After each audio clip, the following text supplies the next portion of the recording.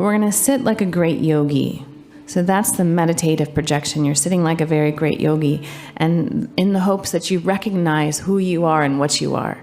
Because sometimes from lifetime to lifetime, we move around the world, or worlds, different worlds, patala, like agasa, agas, ordika, balta, kevid, kehen, ikavat. There are worlds upon worlds above, and there are worlds upon worlds below. And we here have incarnated in many, many of those worlds. Very few of, the aliens in this room have only been on the earth plane.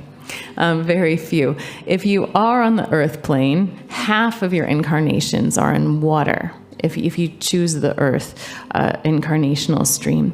And that's why, you have some people kind of tracking the human body into dolphin biology, which is a kind of interesting thing to go down. But 8.4 million lifetimes, and that brought you to this place, a minimum of 8.4 million. Many of you, it's much, much more than that. So you've died and been born 8.4 million times. And again, here, half of that would be in water. So our souls have traversed many places, and we want to come back to this sound that we often hear in Kundalini yoga, which is Ong, O-N-G, Ong, right?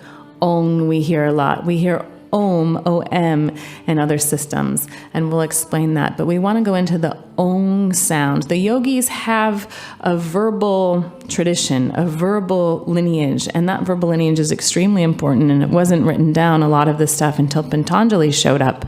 And he wasn't writing his own teachings. He was writing down oral teachings, and he only was able to get a small percentage of those written down, which is a story for another time. Because it's very laborious, very difficult to get these teachings onto the planet Earth. We understand? This planet is not conducive to high vibrational frequencies. So this planet frequency and the frequencies that we practice and study, they're at odds with each other. Okay? And the reason why we're here is we're trying to take the frequency of the planet Earth, which has been polluted and diluted and warped and changed, and we're trying to create the shift from Piscean to Aquarian, from third chakra to fourth chakra. We are trying to do this. That's why we showed up. We didn't accidentally show up, right, for Cosmic Center. It's not a coincidence, that you came here. You came here for a reason, for a purpose, and we need to use the sounds that we've been given and that we've held in our bodies for many, many lifetimes. We need to use those sounds to do the internal work, which then reflects the external work. So the Sohung comes from Ong Sohung, doesn't it? And the Ong we started to talk about. Now, in this lineage of yogis and this kind of verbal oral tradition that the yogis had, it's always been said, and then it's been written in scriptures as time goes on. It's always been said that there was a time where there was a Mahashunya, where there was nothing. There was just a void. There was this void. The void started to vibrate. Unexplained why the void started to vibrate. But this void, this huge, wide, empty, infinite space of nothing, started to vibrate. And that vibration, that sound of vibration, we describe as Om, O-M, O-M. We don't use O-M in this system, but that was the sound that before there was creation, that was the vibratory sound. That vibratory sound gave way like all of a sudden there was the Big Bang. And when this happened, that Om sound transformed to Om, O-N-G, the Om sound. And we can vibrate, if we can vibrate that sound from throat into this navel cavity, the third eye, one of the parts of the Shushmana goes third eye, nose. And so we open up this nose, this third eye, other part of the Shushmana goes throat, tongue. So we're trying to create this cavity here. Om, try it, O-N-G, Om.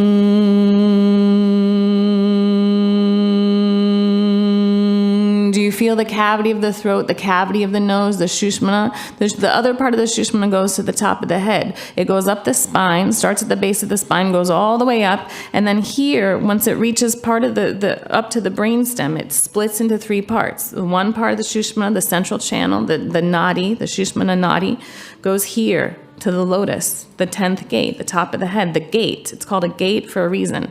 The mouth is another gate, the tongue.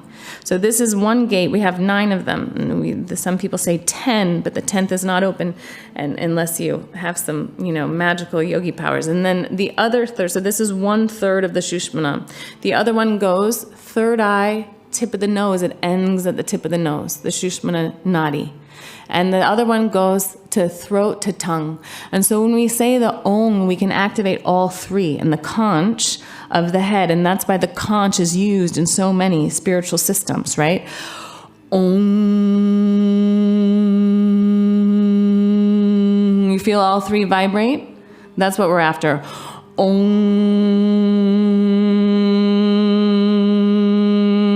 Vibrate top of the head, vibrate nose, vibrate throat. This is the Om sound, O-N-G. Om creates matter.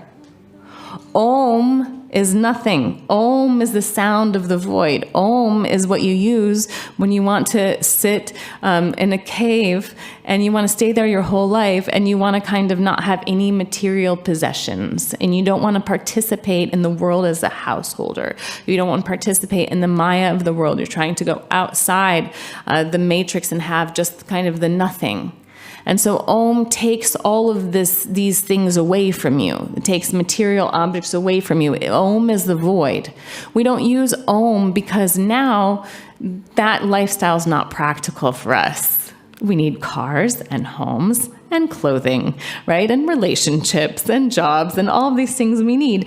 And so we use the sound Om, O-N-G, that goes from nothing to creation. And Om, O-N-G, can hold creation, hold actual manifested sound. Manifested sound is matter, right? Is what we looked at yesterday. The planets being created from sound, the galaxies being created from sound, your own thoughts creating things in your environment because your thoughts have a sound, your words have a sound.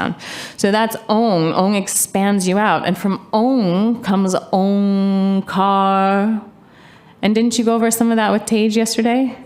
Right, so Omkar. And then from the Omkar, you get the ek. Ek. The kar is the movement sound, the sound of movement. That's why we get the word car. You drive your car, you're moving around, right? There's a lot of these things built into the language. The car, you accelerate the car, you drive somewhere, you move out of a space, right? It takes you from one space to another space. Kundalini Yoga is also a transportation system to take you from one space to another space. And that's why we're always in Kundalini Yoga. There's no rules. There's nothing to believe in. We don't ask you to do anything or stop doing anything. Just you have a life that you're living. Hopefully you enjoy that life. Add Kundalini Yoga so that you enjoy it even more. You have certain things you like, you have certain talents, you have certain hobbies. Why should you stop doing anything? No one. Why should you believe in anything? No one's giving you a dogma or a belief system. We said that's Piscean, that's old. If you like religion, that's your own practice, and that's fine. If you like running marathons, that's also your own practice, and that's fine. Whatever it is that you like to do, just do that. And add Kundalini Yoga. If you add Kundalini Yoga, all you're doing is putting more energy into all areas of your life, all areas of your life. Okay, so the car is the movement, and Kundalini Yoga is a movement transportation system to try to get you from point A to point B. And this is what we say in Kundalini Yoga: no one cares what you did in the past. Nobody cares, and it's nobody's business. Everyone has a past. Did you make mistakes? Yes, because you're in a human body. You made mistakes. And do you want to dwell on those, share those with people, amplify them? Where your thoughts go, energy goes too. Remember that. So, and the other thing we do in Kundalini Yoga is we don't focus on what's wrong with us, the mistakes we made, the wrong turns we made, because we know that every time we do that, we're amplifying those things.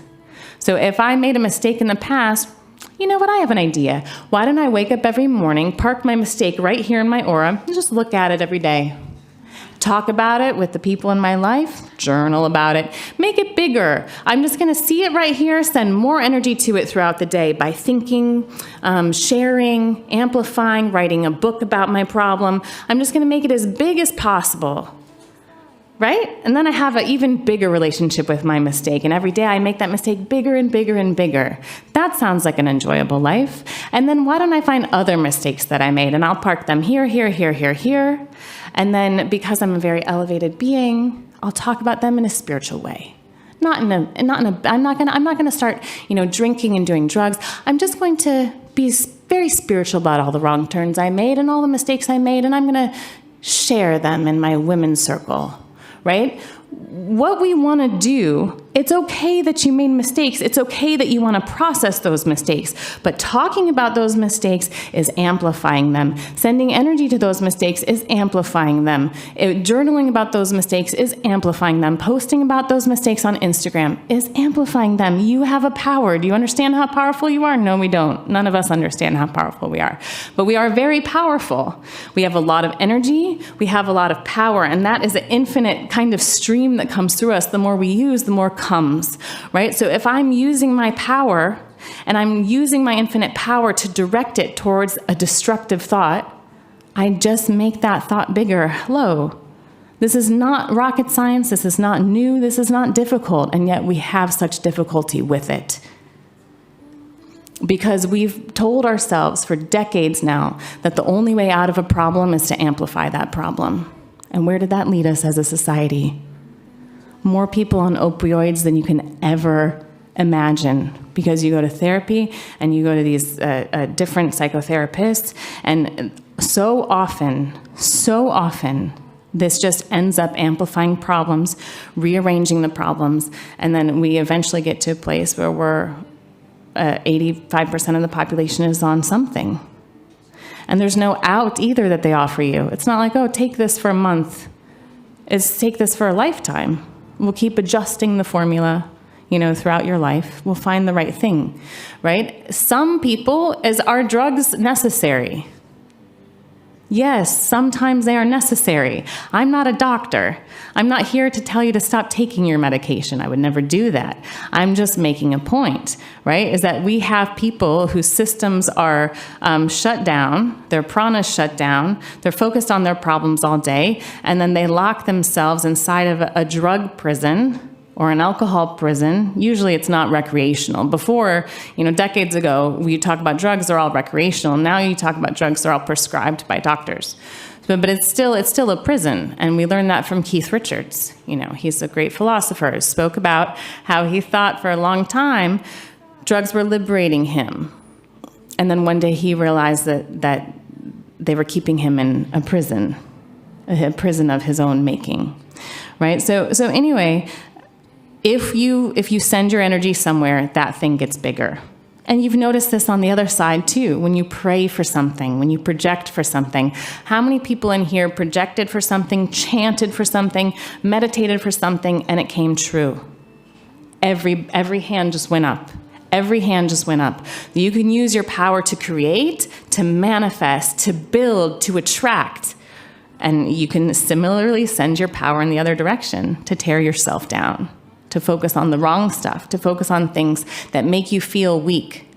And it's just simple math. The more energy I send towards my weaknesses, the more I feed them. And that's a Native American proverb, the grandson talking to his grandfather. And his grandfather teaches him, all throughout his childhood, he's trying to teach him the ways of the tribe and the wisdom of the tribe. And he's a chief, so he's receiving the energy from one of the greatest lineages holders in his tribe. And the grandfather is describing to him the wolves, and he always talks about the wolves that lives inside of you. And there's always two wolves. There's always the wolf that wants to destroy.